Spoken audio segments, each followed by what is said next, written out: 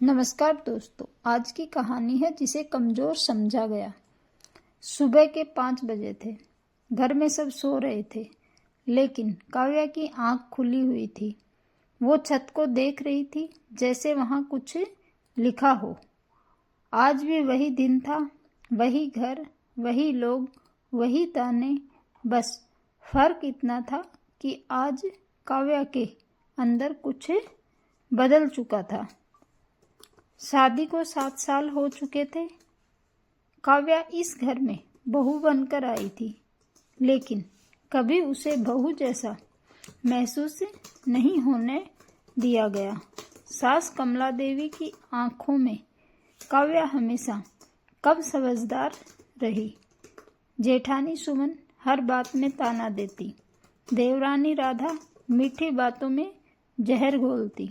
रिश्तेदार आते तो काव्या का नाम सिर्फ काम गिनाने के लिए लिया जाता।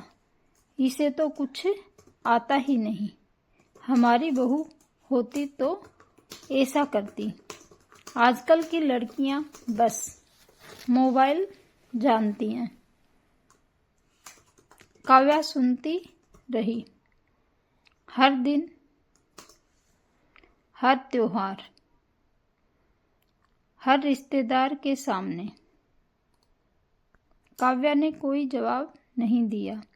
उसका पति आदित्य बुरा नहीं था, लेकिन कमजोर था।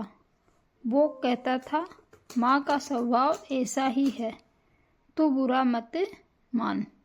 काव्या मुस्कुरा देती थी, लेकिन अंदर कुछ टूटता रहता था। एक दिन सास ने सबके सामने कहा, इस घर में अगर कोई सबसे बेकार बहू है तो वही है। कमरा हंसी से भर गया। काव्या ने सिर झुका लिया। उस दिन उसने पहली बार कुछ तय किया। वो जवाब नहीं देगी, वो साबित करेगी। उस दिन के बाद काव्या ने बदलना शुरू किया, लेकिन किसी को पता नहीं चला। वो पहले की तरह ही चुप रही, काम करती रही, सबकी सुनती रही। बस फर्क इतना था कि अब वो रात में रोती नहीं थी, वो रात में सीखती थी। सब सोचते थे कि काव्या कमजोर है। किसी को नहीं पता था कि वो हर दिन खुद को मजबूत बना रही है। 1 साल बीत गया। घर में वही माहौल था, लेकिन काव्या के भीतर आत्मविश्वास था। फिर एक दिन ऐसा हुआ जो किसी ने सोचा नहीं था। घर में बड़े रिश्तेदार आने वाले थे। सास ने ऐलान किया, इस बार घर का पूरा इंतजाम सुमन और राधा करेंगी। काव्या से कुछ नहीं होगा। काव्या चुप रही, लेकिन उस दिन उसने पहली बार सास से कहा, माँ, अगर इजाजत हो तो मैं भी कुछ करना चाहती हूँ। सब चौंक गए। सास हंस पड़ी, ठीक है, कर लेना, लेकिन गलती हुई तो जिम्मेदारी तेरी। काव्या ने बस सिर हिला दिया। रिश्तेदार आए। घर भरा हुआ था। सबकी नजरें इंतजार में थी कि काव्या कहाँ गलती करेगी, लेकिन गलती नहीं हुई। व्यवस्था शानदार थी। हर चीज समय पर, हर मेहमान खुश, और सबसे बड़ी बात, काव्या हर किसी से आत्मविश्वास के साथ बात कर रही थी। रिश्तेदारों ने पहली बार कहा, बहू हो तो ऐसी।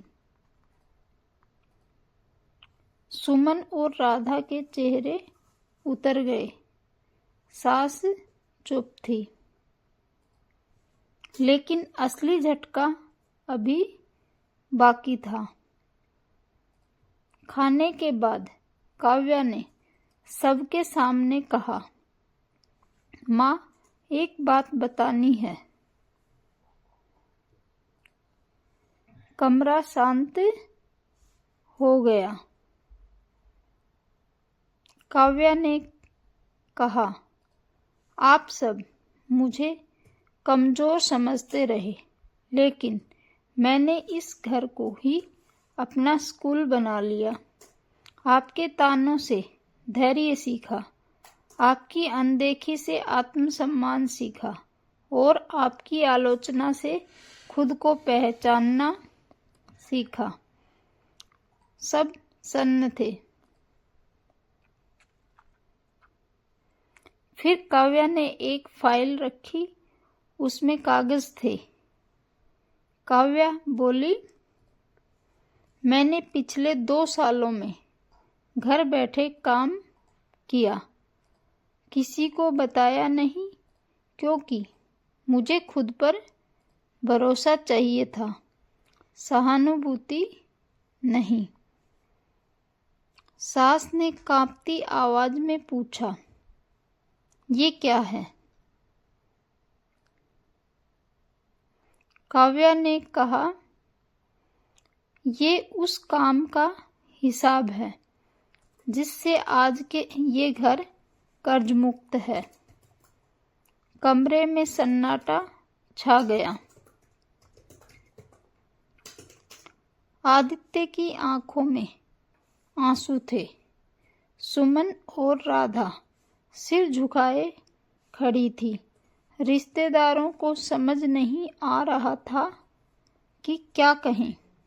काव्या ने आखिरी बात कही, मैंने बदला नहीं लिया, मैंने खुद को बदला, क्योंकि कमज़ोर वो नहीं होता जिसे दबाया जाए, कमज़ोर वो होता है जो दबने के बाद भी उठने की हिम्मत न करे।